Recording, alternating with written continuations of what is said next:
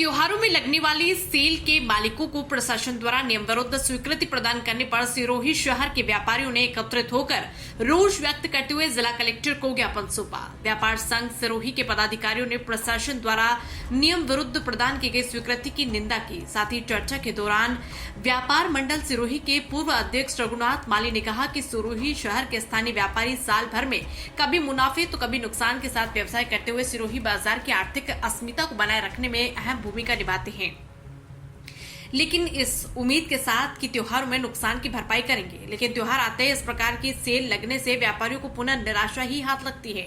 वहीं पूर्व सभापति ताराराम माली ने कहा कि आखिर स्थानीय व्यापारियों को इस तरह के सेल लगाकर कमजोर कर दिया जाएगा तो आने वाले समय में सिरोही का बाजार धीरे धीरे लुप्त हो जाएगा।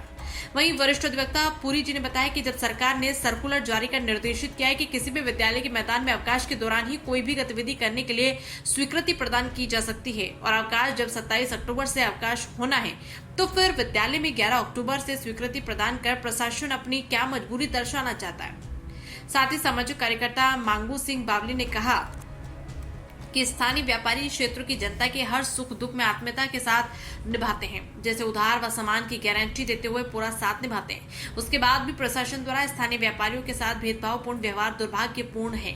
वहीं व्यापार मंडल सिरोही के मुख्य सचिव भरत छिपा ने बताया कि अगर प्रशासन नियम विरुद्ध एवं स्थानीय व्यापारियों की भावनाओं के विरुद्ध जाकर 11 अक्टूबर को सेल लगाने की स्वीकृति प्रदान करता है तो सिरोही व्यापार मंडल के आह्वान पर 12 अक्टूबर से संपूर्ण बाजार बंद रहेगा। वहीं सामाजिक कार्यकर्ता कानाराम चौधरी ने बताया कि सिरोही के स्थानीय व्यापारियों को प्राथमिकता के साथ महत्व मिलना जरूरी है। ज्ञापन कार्यक्रम के दौरान कपड़ा व्यापार मंडल के अध्यक्ष माधो सिंह देवड़ा, गोपाल रावल, मीठा लाल माली, जब्बर सिंह राठौड़, दीपक खंडेलवाल, चित्रंजन सिंह, भरत माली, गोमाराम देवासी, कांतिलाल भेराराम आदि उपस्थित रहे।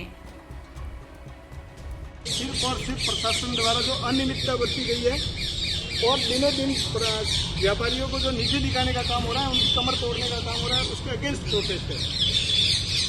तो हमको उनको भी बताना पड़ेगा कि वास्तव में हम लोग ही लड़ते हैं, सुख दुख में हम एक दूसरे के साथ खड़े रहते हैं। आज कोई अधिकारी भी है, उनकी लाइजनिंग हम रखते हैं कि नहीं रखते हैं? आते हैं ना अपने बोलते हैं कि साहब हम ये अधिकारी हैं, वैसा है, तो हम उनका मान सम्मान भी रखते हैं। उसके साथ में नेताओं को भी आप मैं बोलना चाहता हूँ, नेताओं को वोट कौन देते हैं? सेल वाले का एक का भी वोट लगता है कि अपने यहाँ?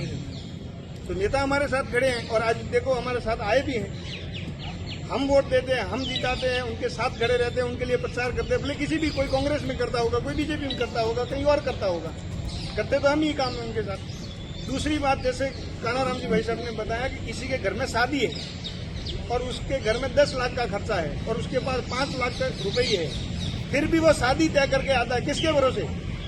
हमारे स्थानीय व्यापारियों के भरोसे कि हमारे व्यापारियों से एक के पास 1 लाख रुपए बाकी रखेंगे, दूसरे के पास 1.5 लाख बाकी रख के हमारी शादी हो जाएगी और 2 साल में हम धीरे धीरे पैसा दे देंगे। उनके पास तो आप 5 रुपए भी उधार नहीं रख सकते हैं क्या अपन?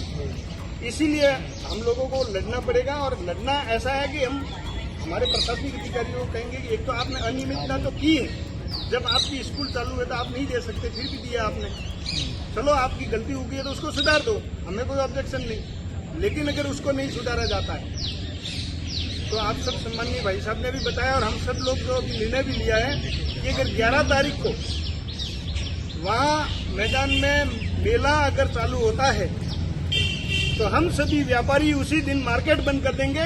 प्रशासन भले ही चला जाए, उनके साथ कोई फर्क नहीं पड़ता, उनको भी बता देंगे व्यापारियों की ताकत क्या है।